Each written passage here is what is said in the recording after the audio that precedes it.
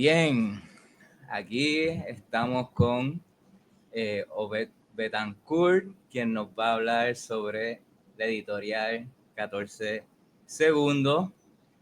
Mi nombre es Juan Virgilio Colón, de parte del foro coordinador del Foro de las Artes de la Universidad de Puerto Rico en Río Piedra, adjunto al Departamento de Humanidades de la Facultad de Estudios Generales.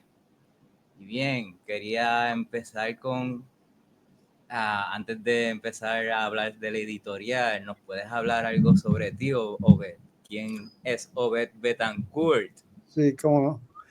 Buenas tardes, profesor Juan Virgilio Colón. Es agradable estar aquí contigo y saludos a la audiencia. Yo soy periodista de profesión por más de 40 años, mi padre también lo fue.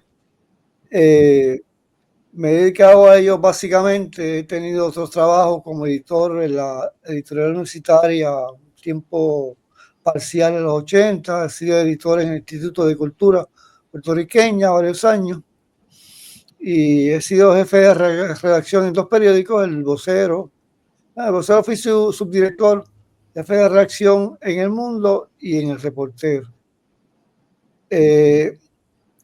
Y entonces pues me he dedicado básicamente todos estos años también, al menos desde el año 75, a escribir poesía, literatura en general, cuentos, y finalmente he logrado tener todo el tiempo disponible necesario, ¿verdad?, para escribir.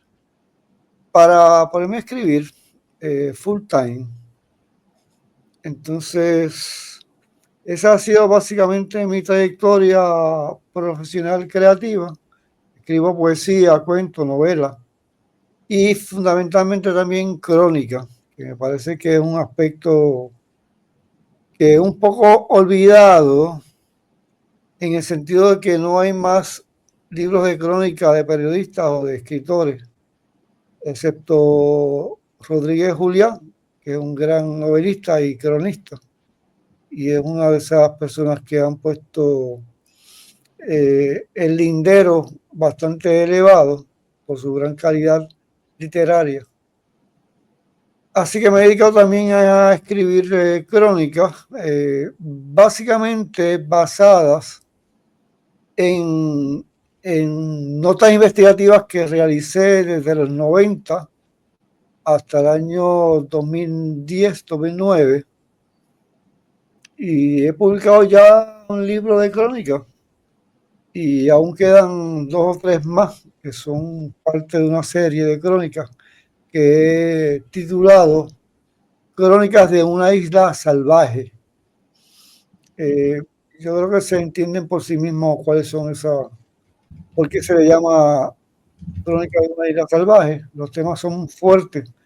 Son investigaciones que yo realicé mientras estuve en la división de investigación editorial de El Vocero, que pertenecí desde el año 1995 hasta el 2009. Esta división de investigaciones editoriales es la unidad investigativa más antigua y la pionera y la primera en el mundo periodístico puertorriqueño. Y no eran investigaciones propiamente de carácter que le llamamos soft news. Son investigaciones bastante pesadas, que en mi caso, narcotráfico, crimen organizado, guerrillas urbanas y corrupción policíaca y gubernamental. Básicamente me dediqué esos años, casi 20 años a eso. Luego de eso, de mi salida de los diarios, forzosa de cierta manera, porque nunca podía salir, pero yo creo que a veces uno se gana un nombre y entonces hay editores que prefieren no trabajar con uno, porque cuando uno hace investigaciones uno se da cuenta de que a veces los periódicos están por un lado y la realidad está por otro. Pero eso es lo importante. Ahora yo he abierto un blog ya desde el 2017 que se llama Prensa Intencional, ¿verdad? Porque la prensa El periodismo tiene una intención que busca la verdad, plantearla y si posible, ¿verdad? Buscar también que se haga justicia. Y ahí he publicado, o sea, he continuado investigando mi trabajo periodístico y los publico en prensa intencional desde el año 2017. Son notas de más largo alcance, ¿verdad? O más largo aliento, como yo le digo. No cabrían en un medio tradicional, porque son realmente muchas páginas de investigación y no tengo ya esa coerción que tienen los medios de limitar los temas o limitar el espacio o la forma en que se escribe también, que es tan importante, porque los periódicos necesitan o requieren ese tipo de forma tan directa, llana y que no confunda al lector. Bueno, yo creo que no se puede, ¿verdad?, infravalorar la capacidad que tienen las personas de leer. Así que yo me he dedicado a escribir ahí cosas muy largas y temas muy fuertes, sobre todo. También hay una tendencia en la prensa a sanitar el lenguaje, a Bastante. hacerlo más digerible, Reducido. reducido, que es algo pues Sí, a un quizás nivel de muy los tiempos, elemental. muy elemental. Y el problema también es que la prensa reduce tanto, ¿verdad?, mediante el lenguaje, pero también reduce bastante la complejidad de las situaciones reales. Y entonces la gente pues no entiende lo que está pasando, se sorprende cuando suceden cosas, cuando la verdad es que la realidad nos fue conduciendo hacia esas realidades. Pero como no se publican, porque todo se reduce a elementos muy sencillos, y además que de la perspectiva periodística tan espectacularizada, o sea, todo es un espectáculo. Se atiende una controversia política, por ejemplo, desde el punto de vista del espectáculo, o sea, fulanito dijo y sutanito le respondió, se formó una garata, a algunos se le va una palabra, y esa es la noticia. Pero el problema fundamental queda oculto en esa garata, cuando las garatas no deben ser, ¿verdad?, la noticia, porque detrás de cada garata hay algo importante que se le tiene que decir al país. Pues ahí no llegan ahí tampoco. O sea que tenemos una época muy difícil para el periodismo. Así que, pero aún así uno se mantiene, ¿verdad? Porque un periodista debe ser una persona optimista siempre, en la medida en que cuando uno escribe, denuncia cosas, investiga cosas. Al final de cuentas uno lo hace con el afán de que se han superado los problemas. O sea, ahí hay un grado de optimismo. Cuando el periodista solamente se dedica a criticar para destruir, lo que se llama hipercriticismo, pues entonces tenemos un problema porque ¿cuáles son los valores que tiene un periodista, verdad? El valor de un periodista, los valores éticos, los morales, son que se resuelvan los problemas. No es atacar a mansalva y dejar todo destruido, porque entonces no, ¿cuál es la labor? Eso es cinismo. Es Eso cinismo. es Yo cinismo. también encuentro pues está dirigido por el rating, ¿no? Lo que causa Sí, ofensas, lo que causa emociones, particularmente emociones negativas, tiene más engagement con el público. No se busca resolver el problema, lo que se busca es exacto. indignación para que pues, haya más Sí, rating, más engagement, al final de cuentas. exacto, exacto. Eso es exactamente lo que está sucediendo. Y en Puerto Rico, fuertemente, pero el problema, claro, es mundial también, ¿verdad? Hay muchos otros países, hay estudios que demuestran que las personas, que los pueblos cada día están alejándose de los medios tradicionales e incluso de los medios no tradicionales, que son los medios digitales, pero se están alejando A los porque independientes te estás refiriendo. Bueno, medios independientes o que tecnológicamente utilizan otras formas para llegar al público. Por ejemplo, hay periódicos que son enteramente digitales, pero entonces están los periódicos tradicionales que se llaman los periódicos impresos, a las radioemisoras y a las televisoras que emiten información. Serían los tradicionales y clásicos. Pero ya el periodismo digital enteramente, pues aún así no son los de más lectura. O sea, la gente no busca más la información en esos medios, ni tradicionales ni digitales o tecnológicamente avanzados. Los busca la información en otras plataformas digitales, TikTok, WhatsApp, YouTube. Bueno, ahí tenemos graves problemas. Cuando las personas quieren enterarse de la realidad a través de TikTok, pues ya sabemos qué tipo de realidad va a encontrar. Va a encontrar teorías de la conspiración, gente pensando que el cáncer tiene una cura, pero que las farmacéuticas y los gobiernos no quieren proveérselas al pueblo. Cosas como esas que son realmente absurdas, no aguantan un debate, porque las teorías de conspiración se fundamentan fundamentalmente en la falta de evidencia, ¿verdad? O sea, se cree porque alguien lo dijo, un loquillo que saltó en TikTok y dijo algo, se cree ese tipo de falsa realidad. Y la falsa realidad tiene el problema de que crea una percepción de realidad que que no es cierta. Y la gente vive a base de eso. Ahí hay un ataque, ¿verdad? Ahí hay un problema, un impacto negativo para el mundo informativo serio, porque hay medios serios, ¿verdad?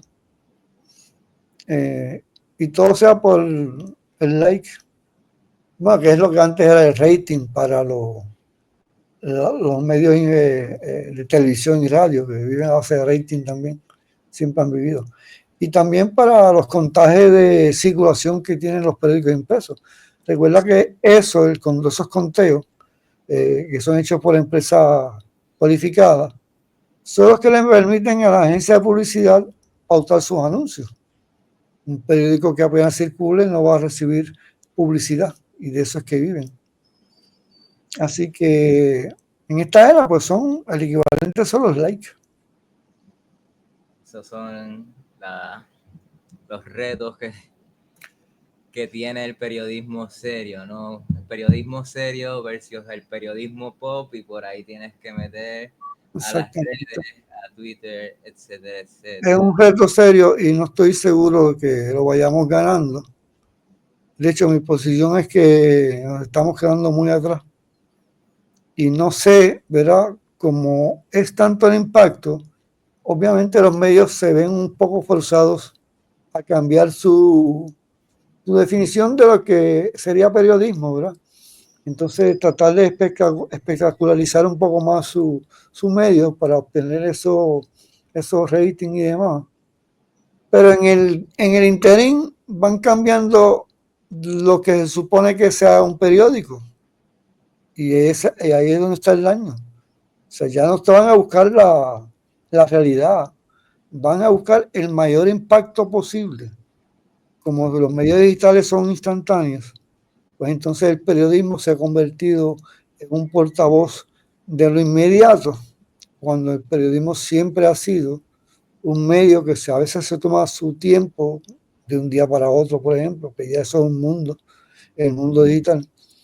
Pero entonces para confirmar, para corroborar, para buscar fuentes alternas que hablen sobre esa realidad que se va a publicar, eso ya pasó prácticamente a la historia, ¿verdad? No, yo Entonces, recuerdo en los 90 a nivel internacional como las cadenas se tiraban el periodismo investigativo yendo al área donde estaba la guerra, particularmente la de Irak en exacto. ese tiempo, ¿no? Ahora lo que se ve es que se cubre por encima, se cubre desde lejos y Sí, sea, seguro, por las redes. es más bien propaganda política lo que se hace. Se cuela mucha propaganda porque no hay un editor que en el tiempo adecuado logre revisar las notas y hacer las observaciones pertinentes. Así aquí ahora un editor es sencillamente una persona que traslada muy mecánicamente una información de aquí a allá, cuando antes era un filtro. Te lo digo porque yo fui editor en esos 3 periódicos y tenía, como jefe de redacción, tenía que asegurarme de que todas las bandas estuviesen representadas en la nota periodística y que se trabajaran asuntos que la misma nota podía estar ocultando. Ese trabajo de edición, de editor, ya ha ido pasando a la historia. Entre otras cosas, por la inmediatez que requieren los medios para publicar, porque supuestamente el pueblo así lo exige. Yo tengo una lectura diferente sobre eso.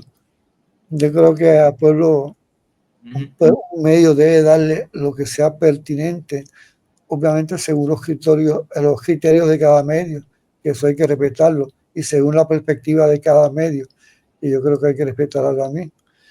Pero eso ya no se hace tampoco. No, lo que hace es que se coarta la opinión, se polariza más las ideologías, da paso a un fanatismo político, ¿no? Se critica tanto el fanatismo religioso y no se ve el fanatismo ideológico que se ha creado particularmente, que yo he visto durante los últimos 20 o 30 años debido a esta competencia, inmediatez, como... Es verdad, esa realidad la vas a ver en los medios. Esa realidad es constatable. La polarización, la reducción, la reducción al absurdo en la medida en que se publican historias que, por ejemplo, nunca debieron ser publicadas porque no son totalmente corroboradas. Esa reducción de la realidad ya está muy clarita, sobre todo en el periodismo puertorriqueño. Hay otros medios a nivel internacional que son realmente poderosos, que tienen unos periodistas altamente educados, ¿verdad? Y que uno respeta muchísimo. Pero eso en Puerto Rico no es algo que le interesa a los medios. Ni siquiera nombrar a los puestos informativos de relevancia. Les interesa colocar gente competente. Aquí tenemos el caso de personas que se han dedicado al mundo del chisme informativo, al espectáculo, lo han colocado como jefe de noticiarios de televisión importante. Bueno, obviamente lo que va a publicar ese medio va a ser pura tontería, ¿verdad? Puro espectáculo, chisme. Y esa es la perspectiva. De ahí la crítica. Y se colocan como sacerdotes, su palabra es definitiva, final, lo que causa que el debate público se vea empobrecido, se coarte, realmente no hay un debate público, Sí, hay sí, una no. discusión de ideología, me alineo con esta ideología y tú eres mi enemigo, no hay un Sí, sí. punto, Y se ofenden con facilidad los todo eso. periodistas. Bueno, yo, de mi crianza, de donde vengo, yo soy hijo de periodista, ya lo indiqué, y he visto a mi padre batallar peleas muy fuertes. Inclusive fue agredido por un senador que no le gustó mucho lo que papi escribía, fue agredido por la espalda. Pero uno, ¿verdad? De cierta manera, estoicamente lo soportaba, lo denunciaba, pero lo soportaba, son gajes del oficio. Pero ahora son muy sensibles, ¿verdad? Yo sé que yo voy a pedir una información al gobierno, tal vez no me lo den. Bueno, mi teoría es y mi posición es que uno busca la información a como dé lugar. Punto. No sé cómo, a como dé lugar. Y el otro principio que tengo es que no se delatan las fuentes informativas a como dé lugar. Pero eso no estoy seguro que sea tan así como uno quisiera. También es que la realidad para este nuevo periodismo es bastante fresita y consiste en la pelea de uno con otro. Pero también el problema es la cobardía empresarial. yo no sé por qué hay una obsesión con hacer un periódico dedicado a criticar al gobierno y ese tipo de cosas, porque es que la realidad de un país no es solamente el gobierno. ¿Dónde están aquí la inmoralidad de tantas grandes empresas? ¿Dónde están los escándalos que tienen esas grandes empresas que manipulan la producción, los precios? ¿Dónde está todo eso? ¿Dónde está la bajeza de muchos organismos que son privados? Eh, no se publica nada de eso, ¿verdad? Por ejemplo, en Puerto Rico tenemos un grave problema con los planes de salud privados.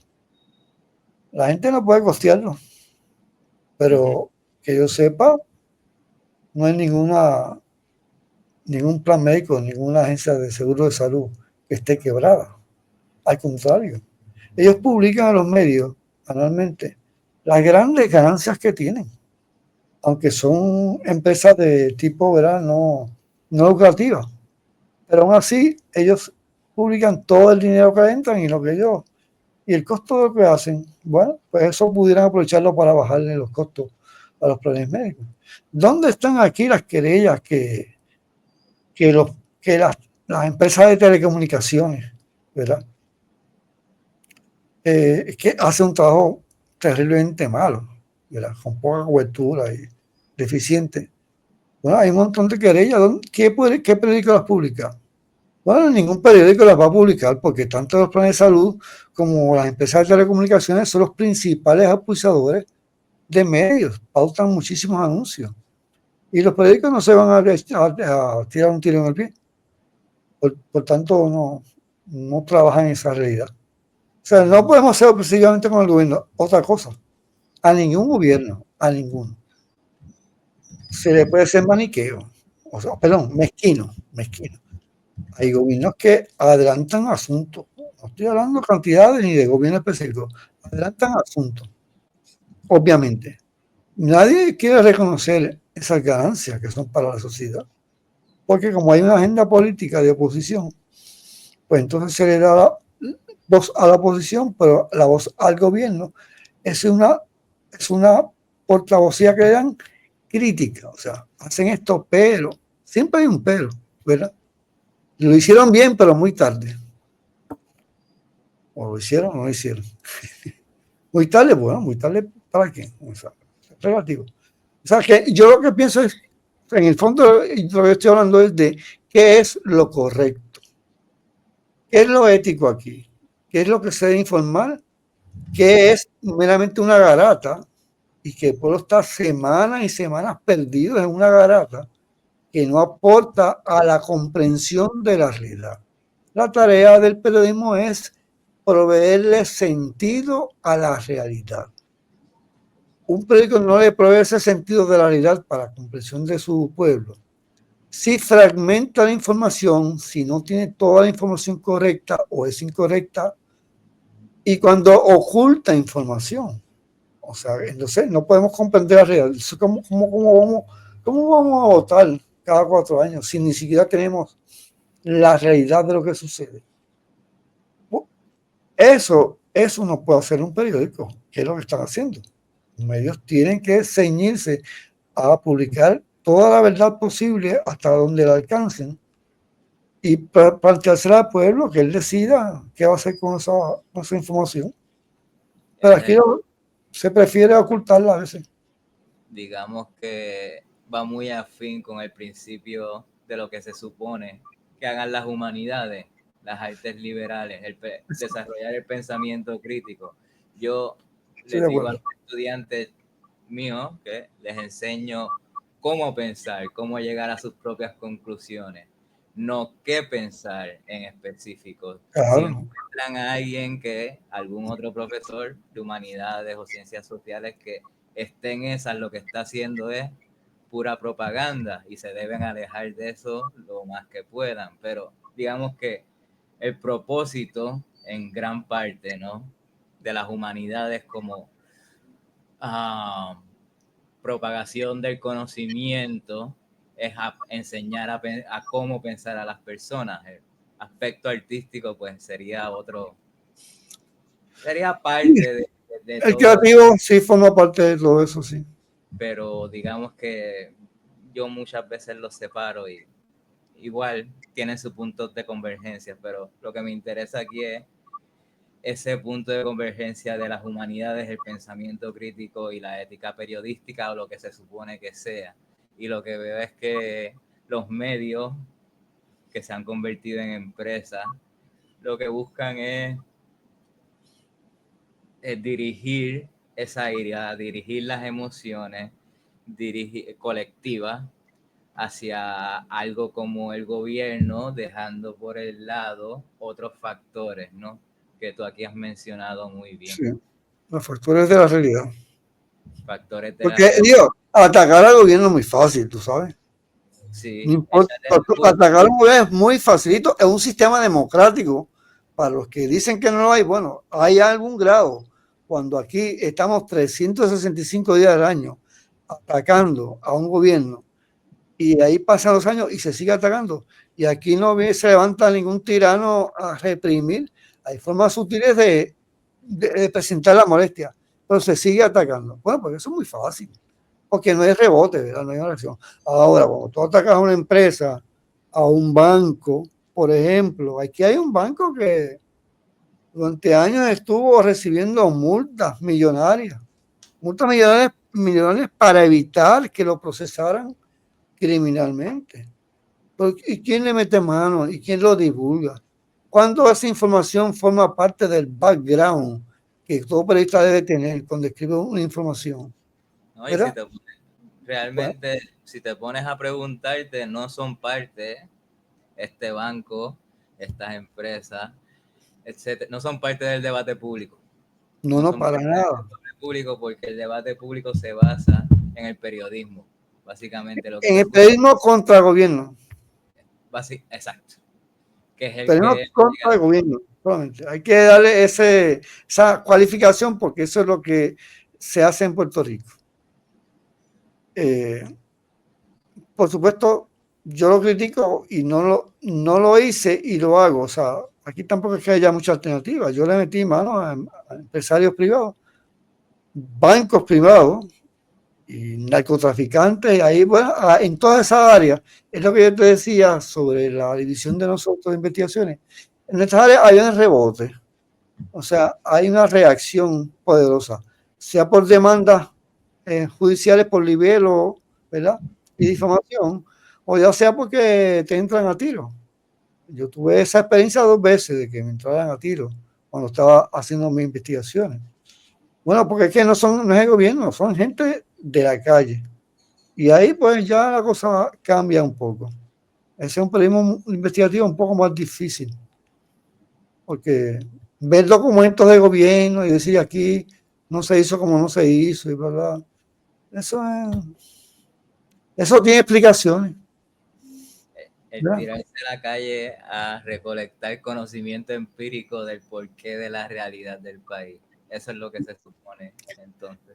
Esa es una muy buena definición de lo que es el periodismo clásico, porque yo creo que va ahora el periodismo o este nuevo periodismo, no llega tanto. No llega a la talla.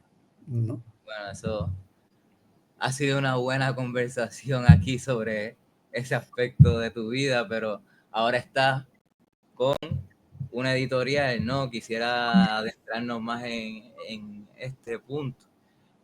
¿Cómo surge la idea de fundar la editorial 14 Segundos?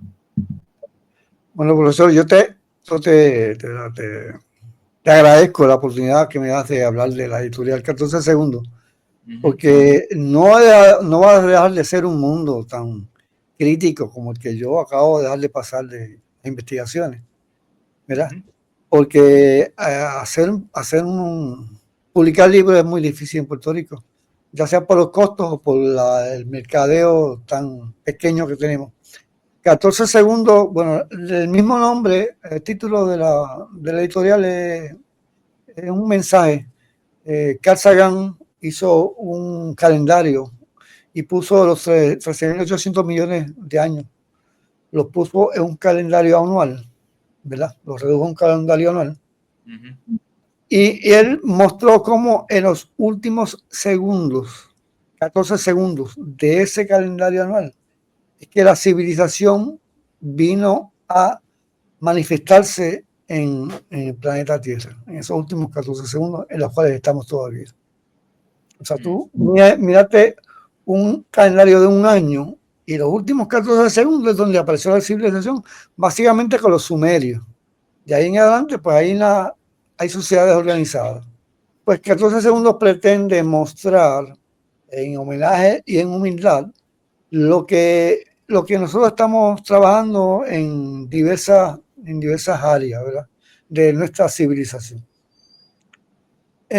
Fíjate que nosotros, mi socio y yo, Josué Montijo, que es un gran escritor también, y yo, no teníamos problemas con los editores que nos publicaban. O sea, eran muy buenos editores,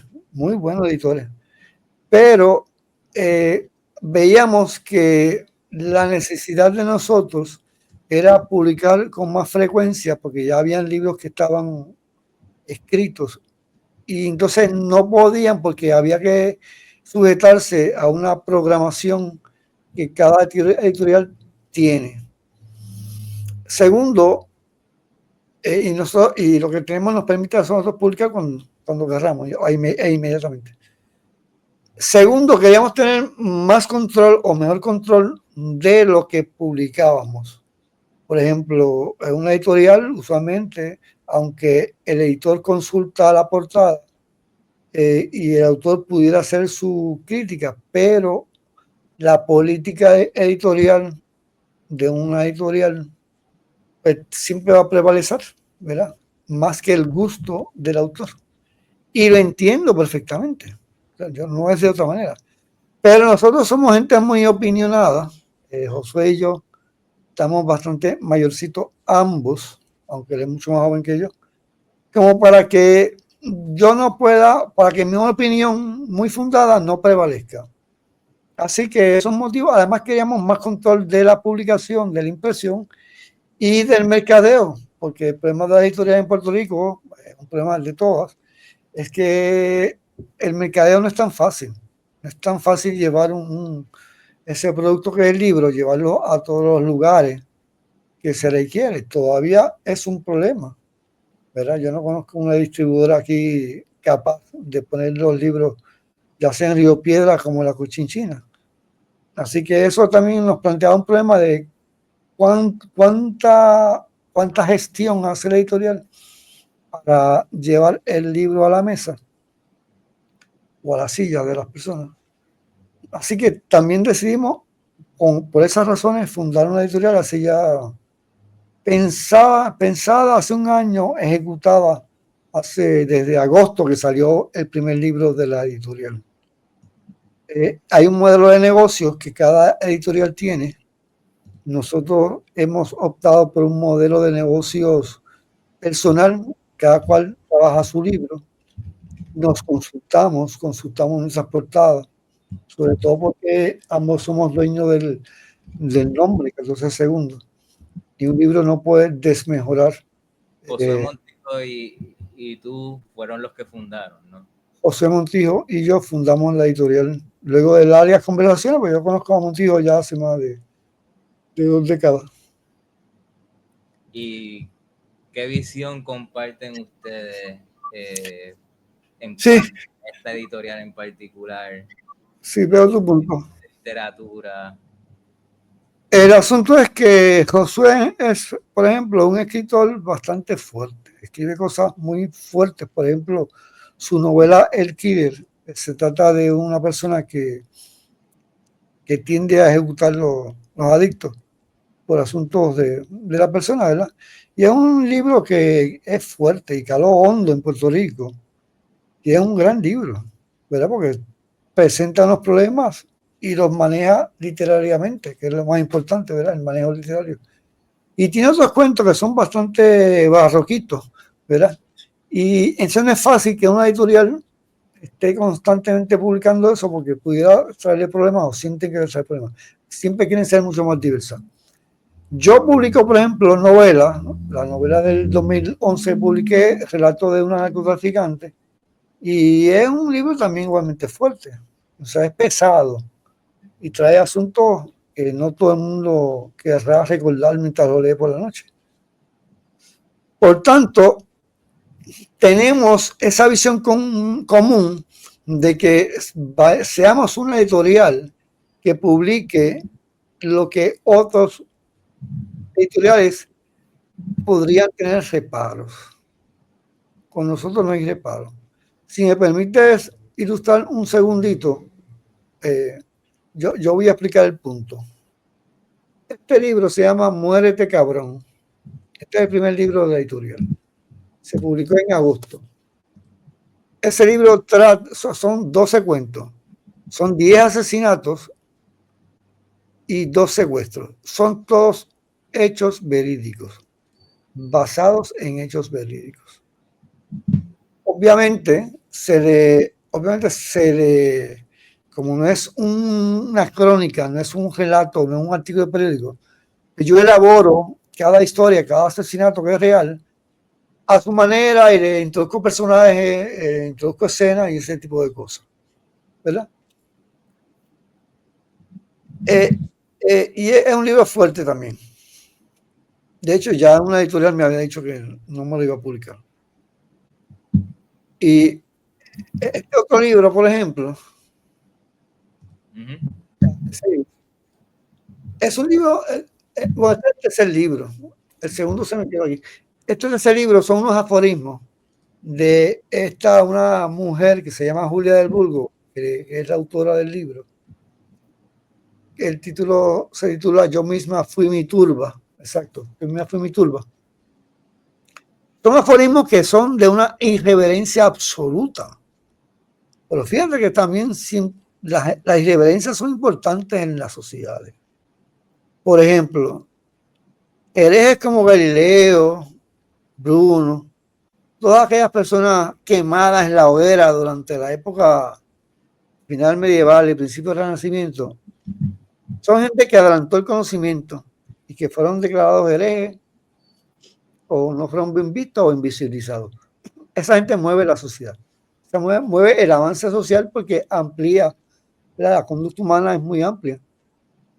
Y esos aforismos yo creo que en este momento es una especie de libro de bolsillo para cualquier persona, aunque está hecho desde el punto de vista de una mujer con un título que sea Yo misma fui mi turba, que recuerda que el verso de Julia de Burgos, yo misma fui mi ruta, ¿verdad?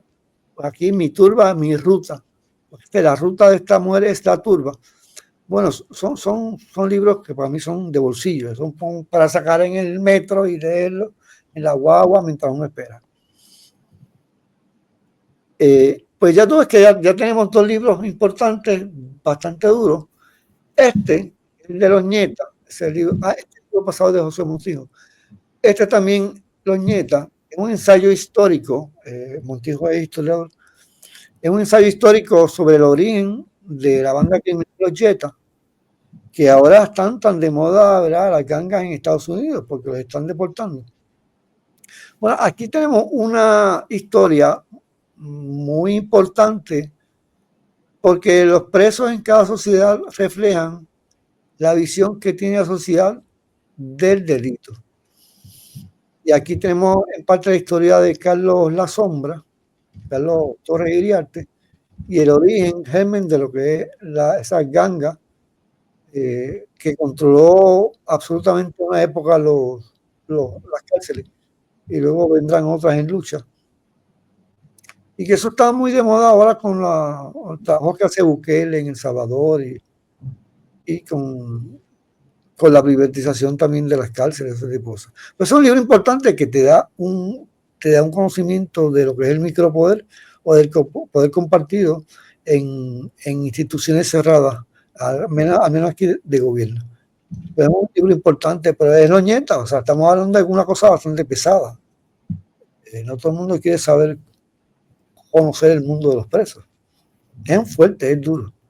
Y ahí se ejemplifica exactamente lo que sucede y que todavía continúa, porque el libro llega hasta los 90 y pico, pero tenemos el germen, el origen muy importante y que no ha variado mucho desde entonces. Si se fijan en este libro, es una crónica, sí, es una crónica sobre un tema que básicamente es tabú, ha sido tabú o fue tabú en Puerto Rico. Este libro arranca de mi investigación sobre la muerte de la niña Barbarita, ocurrida en el verano del 97. En las acusaciones que se presentaron contra dos jóvenes por secuestro, asesinato e incluso abuso sexual post-mortem, inclusive, demostró que no era así. En mi investigación surgió que los niños eran inocentes y que el testigo de esos actos, que él se hacía llamar Mala Muerte, era un niño con problemas mentales. Relacionó a dos personas que conocía, pero que entre ellos no se conocían. Y el Estado, el poder del Estado, ha montado una realidad alterna con el testimonio de un joven que nadie le hubiese podido creer porque tenía problemas mentales. Con ese testimonio han acusado a dos jóvenes. Eso es el abuso de Estado en su máxima expresión. El abuso de Estado. Yo pienso que una forma novedosa, nueva, y yo creo que lo planteo en la crónica, que es una crónica investigativa. Yo planteo en la crónica que el gobierno ha logrado un nuevo instrumento de coerción hacia las personas y es presentando acusaciones que al fin del día no se van a sostener en los tribunales. Pero es un mal rato, ¿verdad? Para el acusado o al imputado. No, y la reputación se queda. La noticia de la cual se entera la gente es de la acusación.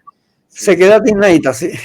Exacto, si se retracta se entera como la mitad de la gente y como quiera tienen el sello puesto, como quien dice.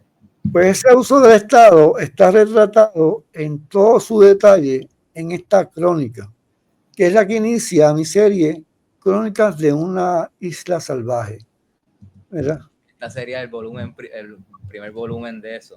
Primer volumen, y le he puesto una introducción muy amplia a este volumen sobre el concepto o sobre el desarrollo de la crónica y de lo que pienso que es crónica. O sea, yo teorizo un poco, ¿verdad? Como periodista teorizo sobre la gestión de la crónica y pongo en perspectiva qué se puede esperar de crónica, porque las crónicas tienen formas distintas de expresarse, ¿verdad? Ya, por ejemplo, hay una crónica investigativa, hay crónicas literarias, hay crónicas de diversa índole. Es lo que antes llamaban periodismo narrativo y cosas así. Todo eso está en ese prólogo. Y aparte del estudio, la investigación que hice, que es un case study del abuso del gobierno. Este fue bueno, se lo comento después. Lo que quiero decir es que ya tenemos aquí, como te fijas, como se deben haber dado cuenta, libros que realmente son de alto impacto emocional, son un poco dados a lo criminal, pero yo soy poeta también, ¿verdad? O sea que yo no puedo dejar de publicar la poesía. Así que el próximo libro que viene es este es una muestra de la imprenta. La semana que viene lo tendremos distribuido. Estos recoge muchos años de trabajo, por lo menos 15 años de trabajo, de poesía. O sea que la editorial, por más libros fuertes que pueda publicar, tendremos la sensibilidad necesaria para incluir otros géneros literarios importantes. Y este género de poesía por ser que es importante. Pues tenemos esa sensibilidad, tenemos compromiso de publicar poemarios a dos personas más que son altamente líricos y que realmente van a causar sensación en el mundo poético. Si se fijan en esa portada, creo que a mano izquierda hay una caricatura de Willy Río, que es un pintor amigo mío. Esa me la habrá hecho en los 80. Y entonces a mano derecha tenemos un dibujo donde se supone que vaya la foto del autor. Yo decidí utilizar un dibujo de Martín García, que es otro gran grabadista y pintor puertorriqueño. Y si se fijan en el centro, en la portada propiamente, ahí tenemos una obra de Rafael Trelles, que es uno de los mejores pintores que ha dado Puerto Rico en toda su historia. Es amigo mío desde mediados de los 70, muy amigo mío. Y en esta obra, pues yo por ese drama extraño, porque Rafi es básicamente un pintor más figurativo, pero aquí tiene esta pintura abstracta de figuras geométricas, pero también tiene en el centro algo que parece muy orgánico. Es como una serpiente, ¿verdad? Ahí da ese trasunto de serpiente que se come la cola. Al Ouroboros. Exacto. Que se come a sí misma, ¿no? Exacto. Y entonces, para mí es una obra que yo la estimo, valoro muchísimo. Y siempre pensé que esa debía ser la portada de algún poemario mío y finalmente logré hacerlo. Ya había publicado otro en el 2011, pero fue una editorial, otra editorial que la editorial Quimera de Néstor Barreto, que es un gran editor y diseñador gráfico y gran poeta también. Entonces ya es un libro que está fuera de, que yo no tuve control de este libro y que yo creo que es un buen libro, de todos modos, de poesía también, y muy bien hecho, porque Néstor es muy buen diseñador gráfico. O sea, lo que quiero decir es que esta editorial no se reduce a publicar cosas que otros tal vez pensarían 2 o 3 veces. Nosotros vamos a publicar libros. El único criterio que tenemos, y es bastante o altamente subjetivo, es que sea de calidad. Entonces nosotros vamos a determinar la calidad a base de lo que conocemos, de nuestra experiencia, no meramente a base del mercado, porque yo conozco libros muy bien vendidos, pero yo jamás hubiese puesto mi firma en ellos, ¿verdad? Yo prefiero no vender un buen libro que vender muchos libros con muy mala o de baja calidad. No podría, según mi criterio. Sí, según el snobismo, si quiere, esas cosas a mí no importan. Sí soy snob y sí soy elitista, y yo creo que hay cultura seria. Porque si no, estaría escribiendo reggaetón para los muchachos, porque eso lo puedo escribir yo con el ojo izquierdo medio cerrado. O sea, en eso estamos de acuerdo. Eso es uno de los excesos del posmodernismo, pero no entraré muy en detalle en cuanto a eso. Así que la visión de ustedes es una bastante ecléctica, muy ecléctica, variada, se diferencia de otras según puedo entender, en que en la crudeza, en la irreverencia, sí, en el tema de las gangas y el micropoder. De hecho, yo por lo menos en Puerto Rico, no he visto algo publicado sobre estos temas, el abuso del Estado y pues la poesía nunca se puede olvidar, nunca se puede dejar atrás. Eso de todo. Y aunque sepamos que es un costo, ¿verdad? Que no es una ganancia para ninguna editorial. O sea, por ejemplo, la poesía, las librerías y demás no suelen pagar el libro, sino que se dejan allí a consignación por si se vende. Pero como nosotros no somos una empresa dedicada a hacernos millonarios, pues sino a sacar buenos libros, sencillamente distribuimos el costo y el gasto distribuimos la pérdida, realmente. Así para que no sea menos duro. Pero vamos a sacar los libros porque es lo que nos interesa. Pero es que sí, como dijiste, si, aunque sea un bestseller, si no tiene la calidad y tu nombre está ahí, pues tienes una asociación y aunque no es capital en términos monetarios, sí es otro tipo de capital en términos de reputación y de cómo uno se ve a sí mismo y de integridad, ¿no? Sí. Integridad artística, periodística, profesional, etcétera, etcétera, etcétera. ya hablaste algo de cómo entonces contrastan con otras editoriales y cómo, pero en particular, cómo percibirían el mundo literario puertorriqueño. Yo, por ejemplo, veo que es muy académico en varios aspectos. Me parecería. Sí, No, sí, yo bueno, creo que no, la negativa a publicar este tipo de temas, de novelas, de cuentos, tendría que ver en parte con eso. Están más afiliados con un aspecto, digamos, más dentro, más alejado de la realidad, mientras noto que ustedes quieren estar ahí, ¿no? sí, arrancamos de la realidad, sí, sí. Y publicamos libros con una forma de edición que no es académica ni es altamente reglamentada por los lineamientos típicos de una editorial. O sea, por ejemplo, se usa un guión largo, ¿no? Y yo no uso el largo, yo uso el intermedio. Y si no, corto. O sea, el largo a mí me es insufrible a la vista. Yo fui diagramador en los 3 periódicos en que estuve también, ¿verdad? Uno diagrama páginas y edita páginas, hace cosas. Y yo tengo un concepto visual importante que tiene que ser claro para todos y eficiente, ¿sabes? Yo no me voy a dejar llevar por los academicismos, esas cosas muy académicas.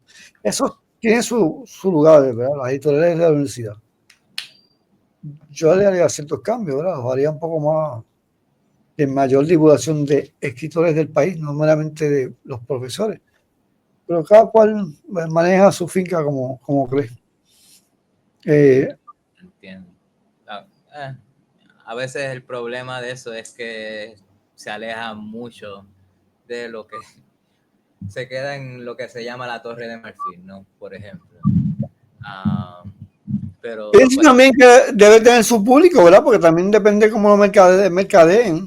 Pero cuando se trata de que llegue a la gente, a las masas, a los lectores comunes, porque hay mucho lector común entre el pueblo, pues si no llegan ahí, pues entonces tiene un problema. Ahora, si circulan en los círculos, altos círculos académicos, y circula por miles, pues bueno, pues está bien, ¿verdad? Porque ahí se da a conocer la editorial como un lugar donde se pueden publicar investigaciones y demás, que sean académicas o científicas.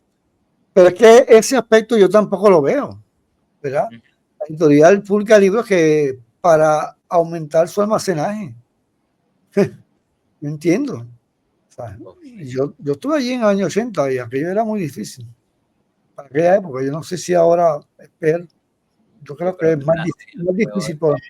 Sí, yo diría que ahora es peor, digamos que hace 20 años atrás por lo menos.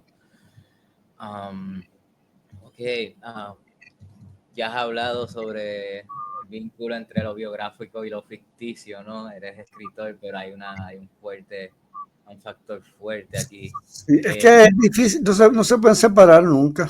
Por ejemplo, cuando se escribe una novela que puede ser algo muy objetivo, siempre va a estar presente lo que haya sentido, lo que haya pensado, las cosas que hayan emocionado a un escritor y las va a colocar consciente o inconscientemente en lo que se escribe. O sea que es inescapable. Ahora, que la biografía propiamente así, pues ya es otra cosa. Pero siempre todos esos elementos autobiográficos están presentes en cualquier género literario, inclusive en la crónica, que es algo que se supone que uno sea con datos tan objetivos. No, pero se permite exponer el corazón, el alma de uno en una crónica, porque cuando uno escribe algo tan trágico como es el abuso del Estado contra 2 jóvenes, en el caso de Mala Muerte, pues uno no puede evitar indignarse. Y yo no solamente me indigno, es que yo lo digo. Y le digo por qué. Y le digo por qué pasó y qué no debió suceder. Y señalo a los responsables también. Bueno, el objetivo es que no se vuelva a suceder, ¿verdad? Ese es el caso de Mala Muerte que ocurrió entre el 97 y el año 2000. El problema es que años después se volvió a repetir. Exactamente así, un estado abusador. Metió preso a un muchacho que se llama Jonathan Rivera, por haber asesinado supuestamente al famoso conocido empresario canadiense. De la casualidad que yo también investigué eso fue en el 2008, entre el 2005, 2007 y el año 2008, 2009. Ha resurgido Salió exactamente lo mismito, el abuso del Estado. Tenían alternativas para no acusar a estos jóvenes y acusar a otros, pero no se hizo. Se fue contra uno solo. Se encontró culpable y se destinó a morir en la cárcel porque le echaron cadena perpetua.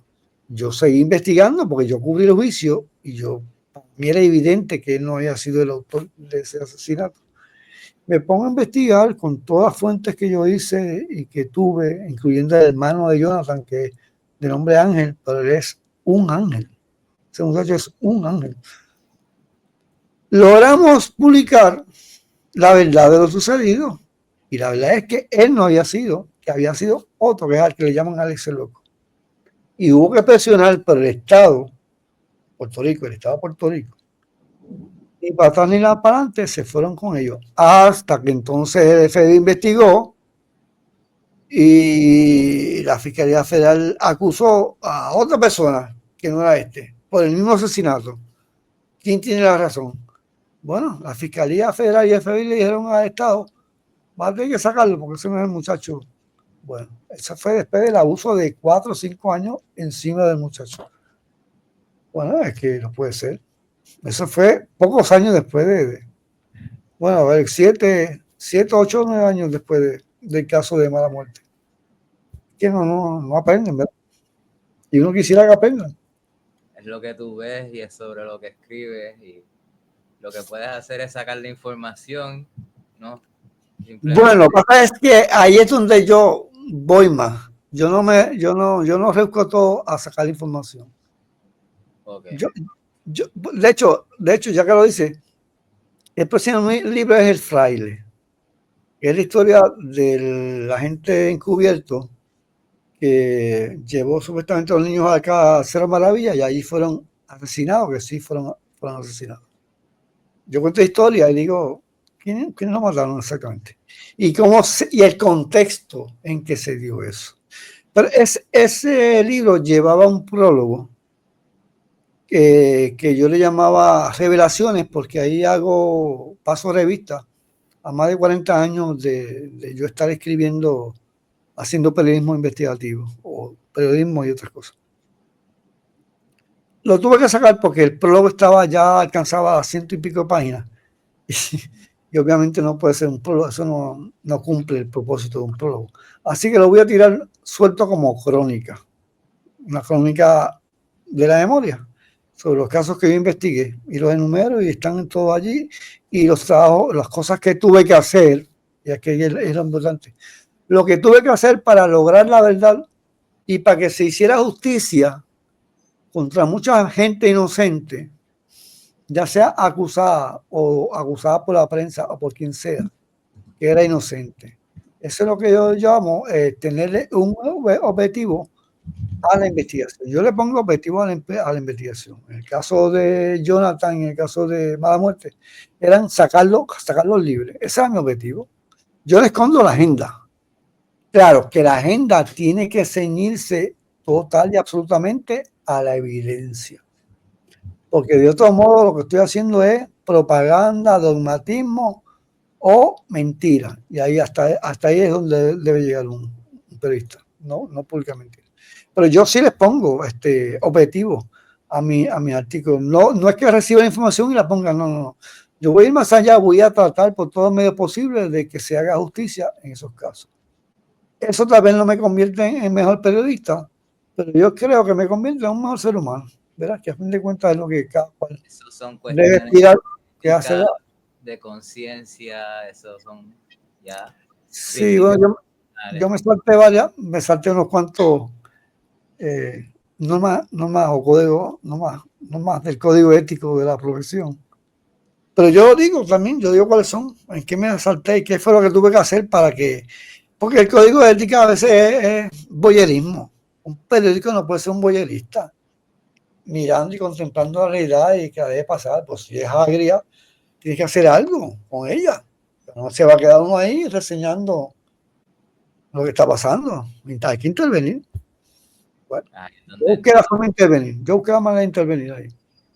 No me voy a quedar a mirar la realidad como nos aplasta y uno no hace nada. Un individuo con agencia, hay que elegir que uno va a hacer con agencia e información privilegiada, por decirlo de alguna manera. Hay una responsabilidad que viene ahí, ¿no? La hay. ¿Qué uno hace con esa información? Yo escribí cosas muy fuertes también y cosas que a mí me ganaron. Bueno, me ganaron un fatua, por decirlo ahí. A mí ordenaron mi asesinato. Hay un grupo guerrillero que ordenó mi asesinato. Por lo que yo escribí. Bueno, yo escribí lo que tenía. Yo no me voy a quedar callado. Que si le hace daño a este, yo no sé a quién le hace daño. Yo voy a escribir la realidad. Si a alguien no le gusta, pues no es problema mío. ¿Verdad? Yo soy periodista de línea, o sea, yo voy a publicar. Me guste o no lo que publique, lo voy a publicar.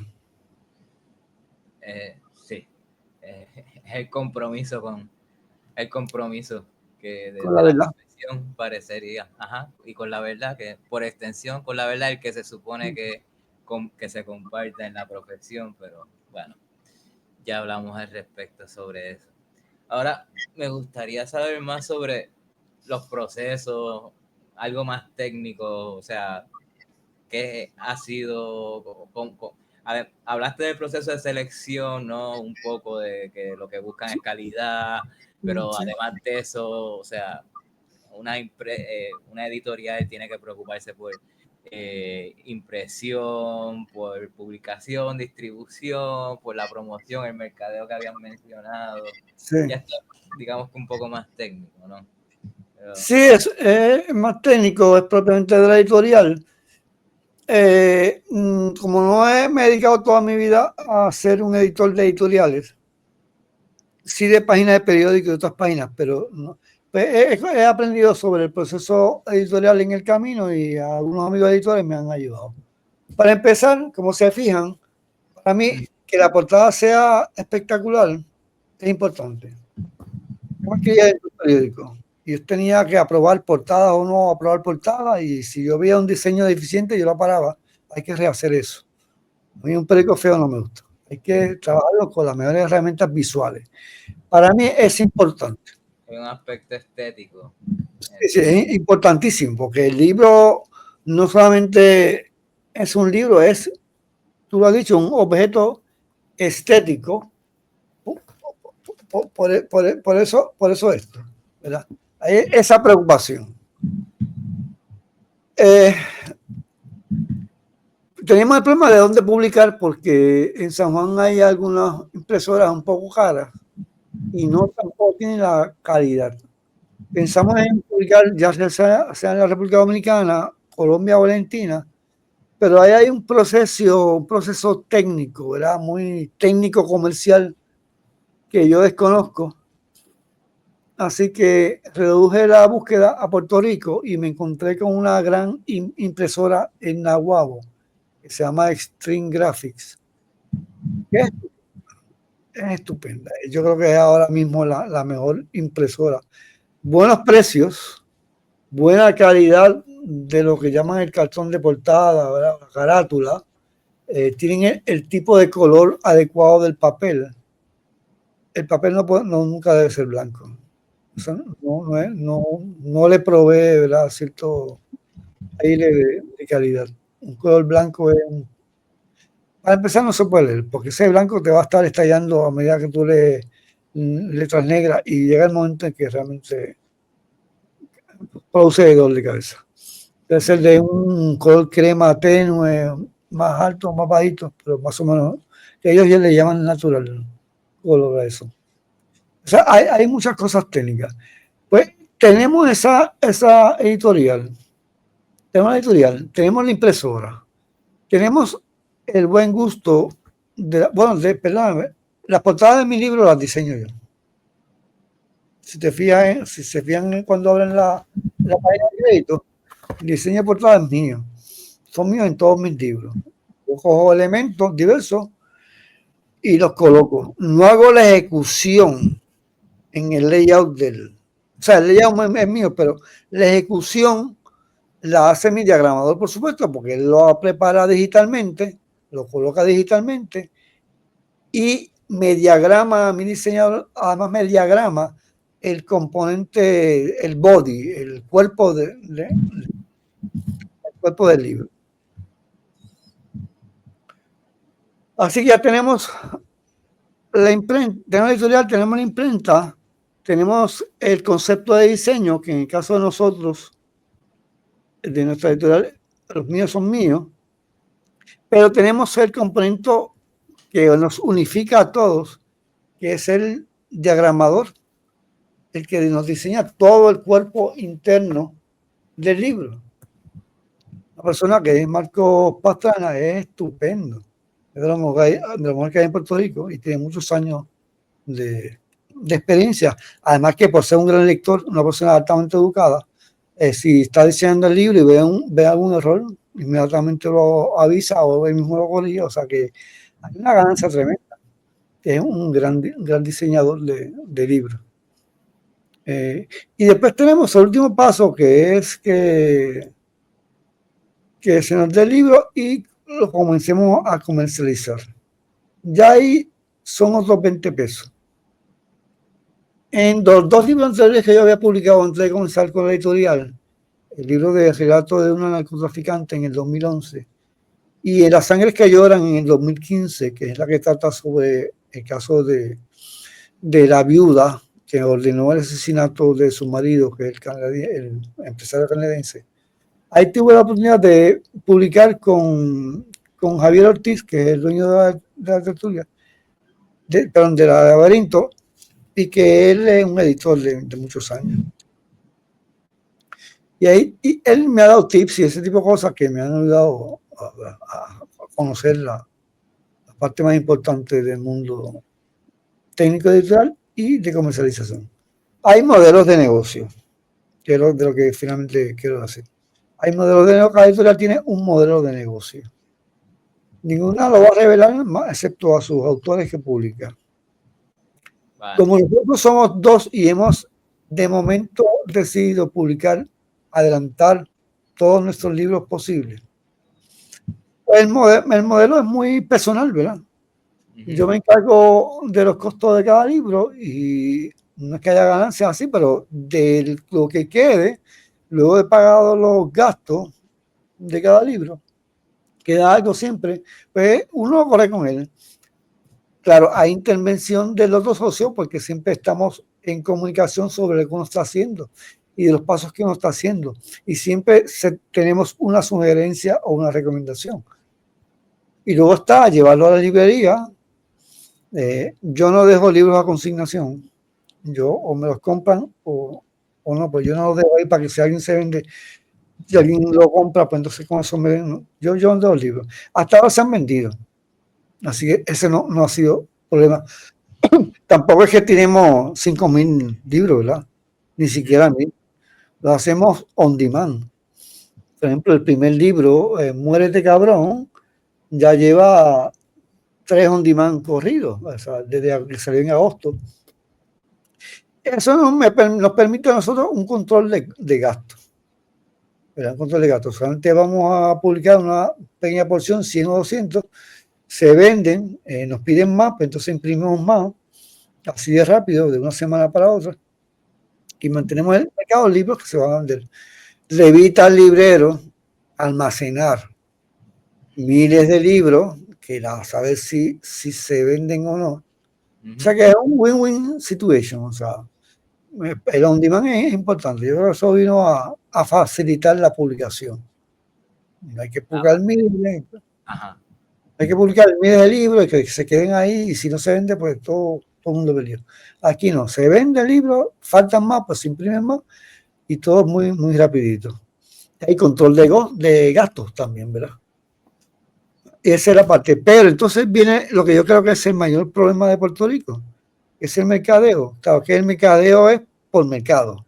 El mercado de libros en Puerto Rico, contrario a lo que todo el mundo me dice, yo creo que es pequeño.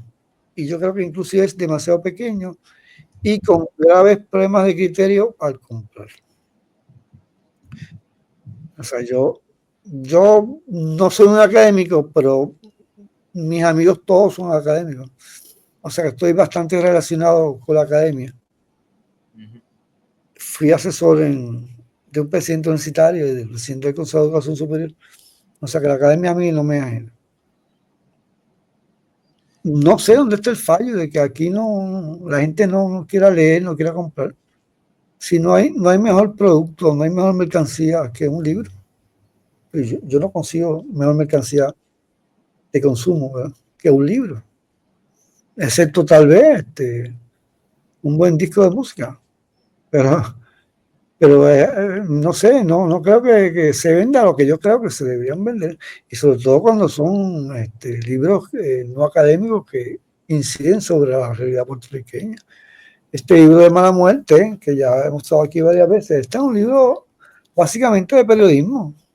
Hay una crónica investigativa, hay un estudio introductorio que es sobre crónica investigativa, pero no veo que tenga repercusión entre los periodistas. Tampoco se hace el mercado adecuado, porque lo más que uno puede hacer es venderlo, mercadearlo por Facebook y por algunas otras redes sociales, hacer las presentaciones, emitir comunicados de prensa, y ya tú sabes que te lo publican o no, nadie sabe, no hay política, no hay una política establecida de divulgación de cultura seria, no la hay. De hecho, en todo caso es lo contrario. Yo sé que si algún rapero emite un comunicado de prensa, bueno, a saber si lo ponen en portada también. Pero si uno anuncia una editorial y anuncia unos libros y una cosa seria, pues no estoy seguro que lo publiquen. O sea, que hay un problema entre lo que es cultura seria y lo que es cultura del espectáculo chabacano, vulgar, efímero. Tenemos ese problema. Yo he hablado esto con otros profesores que son más directos que yo, digamos, con los estudiantes, y él dice, pues me enfogona, viste, lo triste es que ustedes mismos no quieren aprender o desarrollar esa facultad de curiosidad intelectual, curiosidad de aprendizaje, y pues aquí se ha perdido bastante esa cultura de la lectura, esa cultura de el buscar más allá, inclusive aunque auditiva, cultura auditiva. Auditiva por otro lado también. Visual. En los años 80, yo debo ser sincero, en los años 80 yo viví casi todos los jueves de las aperturas de obras de arte. Vino gratis, algunos entremeses, y buena compañía, que eran los artistas, la exposición de arte y los que consumen arte y demás, que son gente usualmente muy, muy educadita. Se puede vivir de eso, ¿verdad? Pero eso ya no existe. En el viejo salón eso era casi semanalmente. Alguna presentación de libros y todo ese tipo de cosas. Eso ya no se ve. Claro, ahora se hace un poco de manera virtual, pero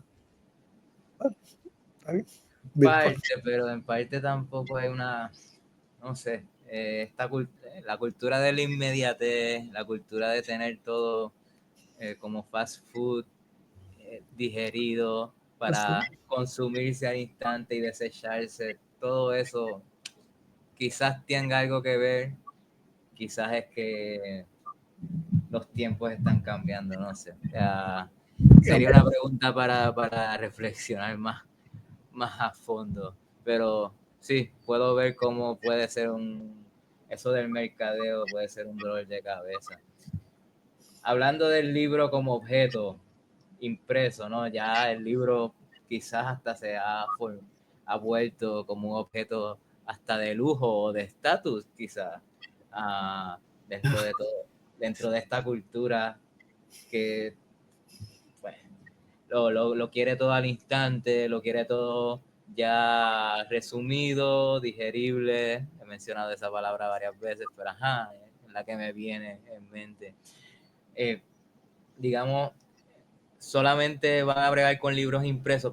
Primero, ¿en qué librerías se consiguen sus libros? ¿Han ido? Bueno, usualmente tenemos 3 librerías fundamentales, que no fallan en comprar nuestros libros, que son Laberinto 4, Laberinto del Viejo San Juan, Casa Norberto en Plaza de las Américas, Librería Norberto González en Río Piedras y la Librería El Candil en Ponce, que siempre es una agradable sorpresa. Yo no sé, cuando venga a Ponce deberían estar obligados a pasar por la Librería del Candil, porque es una librería tan espectacular como lo es Casa Norberto y como lo es Librería Laberinto, ¿verdad? Qué sé yo, cualquier recomendación a cualquiera que haya para Ponce, siempre visita el Candil, porque aquello es una belleza de librería. Y también allá hay una vida cultural bastante activa, ¿entienden? Sí, Tienen presentaciones y demás. la hay, sí. Entonces, en esos lugares básicamente, y me han comprado libros también algunas otras pequeñas librerías, pero que a veces no tienen la capacidad para estar comprando los libros necesarios, ¿verdad? Eso es un problema que yo voy a tener que resolver. Pero yo no dejo libros a consignación. Y en cuanto a eso del formato, ¿han considerado quizás libros digitales, quizás libros de audiobooks o algo así? No lo hemos considerado a profundidad. Yo honestamente soy fanático del papel. Un libro en Kindle, eso es un libro prestado, porque no soy el dueño Es así. de lo virtual. Un libro de papel es tuyo, lo puedes hacer lo que te dé la gana. Y un libro de papel no te va a fallar. Y yo pienso que he visto por ahí gente que estudia la cosa, que han dicho, mire, usted aprende más leyendo un libro en papel que leyendo en la computadora o en cualquier otro artefacto tecnológico. Por alguna razón que yo desconozco, será por el acondicionamiento de la humanidad, que llevamos 6.000 años leyendo papel, ¿verdad? Desde los sumerios leyendo papel, pues ellos leían en arcilla, pero bueno, desde los papiros egipcios se lee en papel, así que llevamos 2.000, 4.000 o 5.000 años leyendo papel. Eso debe crear cierto cercanía con el papel. Entre Yo los creo que tiene que ver con la tangibilidad. también. Si yo voy a estudiar un libro digital, sería para leerlo por encima, quizás para para ver de qué se trata, pero si yo quiero estudiar un libro, realmente, aunque fuera digital, lo imprimiría. Tengo que tenerlo en la mano, tengo que desenvolverme con él, moverme con él, poder. Pero pues pregunto porque el mercado ha crecido en estas áreas y también permitiría, no sé si ustedes tendrían planes de volverse un poco más internacional o no. Hay la intención, debemos ver primero, tenemos que sembrar la raíz profunda en la isla y ver que son libros que se mueven continuamente o con cierta regularidad. Y pasar al plano intencional cercano, que sería como el Caribe. Y el Caribe es un buen mercado que nos es natural, ¿verdad? Porque el lenguaje, la forma de utilizar diversos vocables es muy similar. No sé si Argentina, porque allá eso es Europa en América, pero por lo menos en el Caribe, pues sería importante hacer esa exploración. Lo hemos pasado, pero todavía somos dos y estamos muy ocupados siempre, así que vamos a tener que... Me olvidó preguntarte cuándo fue que empezaron formalmente este editorial. ¿El año pasado fue? Sí, para verano de 2024, ya para junio o julio, formalizamos el compromiso de formarla, la inscribimos en el Departamento de Estado y demás, incluyendo el logo. Y entonces ya para agosto teníamos el primer libro, que es Mueres de Cabrón, que son los 12 cuentos de asesinatos y secuestros. Y ya en ese primer semestre de agosto a diciembre publicamos, sí, 4 libros y ahora van 8 meses, publicamos el quinto. Y yo te aseguro que para mayo voy a sacar la crónica Revelaciones, que ya está siendo revisada por un gran amigo de nosotros, y luego que lo mire nuevamente, lo publico, eso será para mayo.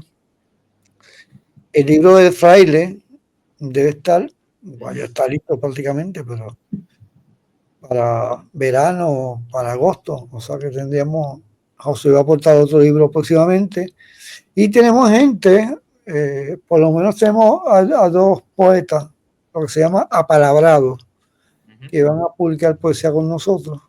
Eso, plan futuro. Futuro inmediato. O sea, yo espero que este año publiquemos todo eso. Y tal vez más. O sea, aquí se trabaja porque, ¿verdad? O cuando voy a dejar. Tú sabes. Bastante acelerado, Sí, honestamente. sí, sí. Como Sí, es que que en el futuro está más corto de lo que uno piensa, así que hay que darse prisita. hay un entusiasmo, se nota un entusiasmo por sacar productos, sacar obras. Sí, hay ese entusiasmo. Hay entusiasmo. Sí, de mi padre aprendí a no tener un minuto libre. Es una maldición, pero bueno, como la tengo, pues vamos a convertirlo en algo positivo. Así que. No es una maldición realmente. Bueno, no sé, yo no lo vería así, yo realmente como lo veo, es lo que te mantiene vivo. Exacto. Si uno se para realmente, ahí es donde está la maldición. Que a mí le llamaba el sentido que todos le damos a cada uno a su vida. No viene, ya no viene de afuera. Antes venía de afuera, pero ya no viene de afuera. Ahora viene de adentro. Pues ese es el sentido que uno le da a su vida. Te mantiene vivo, luchando, buena salud, con cierto orgullo, porque también se trabaja por algo que es, ¿verdad? Que es una aportación cultural, que son los libros. O sea que es un buen lugar para estar. Bien, bien, bueno. Ya nos hablaste del futuro inmediato. Aquí por ahí vienen unas crónicas, por ahí viene poesía, por ahí vienen otros autores nuevos, ¿no? Sí, por lo menos dos inmediatos ya palabrados, por lo menos dos. Yo estaría bastante optimista con todo esto, definitivamente, en tu posición, ¿no?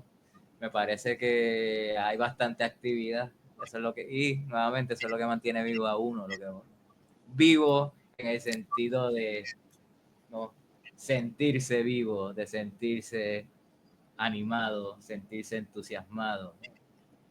Lo que Sí, quiero. yo creo que sí, cuando saque la crónica Revelaciones, ahí se va a mostrar un poco el carácter de la editorial, porque es un carácter que compartimos Josué y yo, que es el carácter del trabajo, de la crítica justa, ¿verdad? Porque la crítica debe ser justa, no puede ser injusta, no puede ser hipercriticismo, porque el hipercriticismo lo que crea es desolación, depresión, desesperanza. Y digo, si un periodista se dedica a crear desesperanza, pues tenemos un problema, ¿verdad? O sea, eso es. Decía un famoso periodista polaco, famosísimo, un dios en el mundo periodístico, Richard Kapuscinski, que este no es un oficio para cínicos. El periodismo es un ejercicio positivo. Tú haces la denuncia, ¿verdad? Pero la denuncia no es para destruir, es para que se corrija y se resuelva el problema y se mejore. El cínico no tiene ese trabajo. El cínico lo que hace es destruir, porque como vive la desesperanza en que nada es posible mejorar.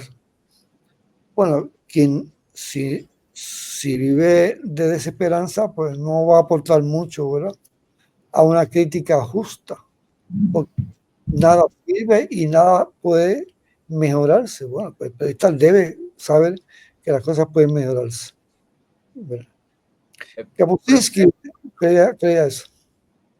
No, yo iba a decir que el problema con el hipercriticismo es que está todo proyectado hacia afuera, y entonces realmente para entrar en una crítica real, siempre se tiene que estar en la autocrítica. Y eso es lo que falta. Muy bien. Y cuando uno pierde de perspectiva esa autocrítica, que es hermana de la crítica, realmente ahí es donde entra el hipercriticismo, el mal está afuera, el infierno es otra gente, por decirlo así. Sin darte un chavo, te lo compro todo. Vale. Sí, te compro la teoría. Hay que ser autocrítico. Un periodista que no es autocrítico y que sepa hasta dónde llega, pues no va a hacer bien su trabajo. Pues ahí es donde sale la corrección, la autocorrección y demás, ¿no? Y donde uno puede ser honesto con uno mismo también. Es lo que me parecería. Bueno, ¿tendría algunos pensamientos, reflexiones finales que quisieras compartir? No exactamente reflexiones, pero yo lo que incito a la gente no es a que compre los libros de 14 segundos, sino a que compren libros que hagan de la ficción a leer una cosa rutinaria. No tienen que excluir ver las series de Netflix o lo que sea, ¿verdad? Sino incorporarle tiempo, no excluir cosas, sino incorporar tiempo para la lectura de cualquier tema que les interese, política, literatura, música. Así que eso, un libro siempre es un buen compañero, no falla, ni traiciona. Sea como sea, no es una forma. Uno entra en un diálogo que no puede entrar cuando uno está, aunque sea una película bien artística, aunque sea una serie bien artística, hay un diálogo con el libro en particular, con esa forma que no existe en otra. Hay un tipo de pensamiento particular que se desarrolla en ese diálogo. Es algo del lenguaje, es algo mental, algo... Sin duda alguna. Sin duda alguna hay un diálogo y hay un intercambio, hay interacción que no se tiene en las redes sociales. La gente cree que leyendo redes sociales se van a enterar de algo. Están perdiendo el tiempo. Están embotando la mente, perdiendo el tiempo y escuchando a cuanto persona miserable quiera hacer un comentario, una opinión y sin nada que decir más que puro jactancia, pura irreflexión. No es posible estar leyendo redes sociales. Eso no es un medio de informativo. Está muy mal utilizada y le están haciendo el caldo a los que viven de eso. Y la manipulación envuelta. No voy a empezar con eso, ya que aquí básicamente ya hemos acabado, pero la manipulación de las redes sociales, y no solamente intencionada, o sea, es algo del diseño mismo para caldear emociones negativas en particular. Exacto. Estoy de acuerdo. No es que sea una conspiración, pero el diseño propio de las redes es un paliativo. O sea, eso es para adormecer. La gente grita, pone 3 memes, se burlan a como de lugar de todo, y ya ahí está su aportación a la lucha para que un problema se resuelva. Con 3 memes. Bueno, pues está bien. Si creen que eso resuelve los problemas, pues. Los luchadores, los revolucionarios de teclado y de memes. Tenemos muchos hoy en día. Bueno, para terminar y cerrar, pues el contacto, donde la gente puede contactarse. Bueno, pueden ver, escribirme, no sé cómo lo pongo aquí. Aquí tengo a Obed Enrique, sí, contacto obedenrique@gmail.com o al 787-510-3012. Tengo la manía de coger siempre el teléfono, así que no me llamen, porque voy a estar cogiendo teléfono todo el día. Pero me pueden dar mensaje y en contacto al Gmail. También me consiguen en Facebook, ¿verdad? Y en Instagram, que nunca lo uso, pero Instagram, WhatsApp y en Telegram también. No sabes yo. Como Obed Betancourt. Obed Betancourt en todo, sí. Ok. Bueno, pues Gracias por tu tiempo, Beta, en verdad que lo aprecio y Juan Vigilio, a ti te agradezco esta oportunidad de plantear cómo se mueve una editorial basándome en la editorial que nosotros hemos fundado y los libros que creemos que deben tener alcance porque son una especie de aportación a la comprensión de la realidad.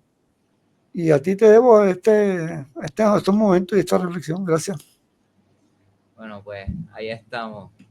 Te cuidas. Hasta luego. Hasta luego.